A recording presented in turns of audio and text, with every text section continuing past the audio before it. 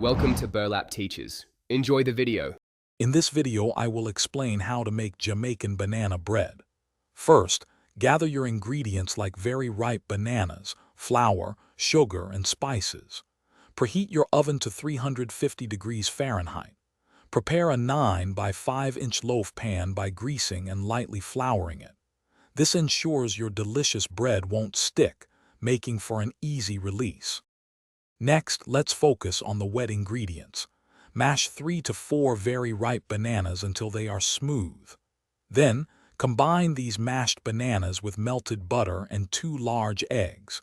Stir in brown sugar and a touch of vanilla extract until the mixture is well blended and smooth. This forms the flavorful base.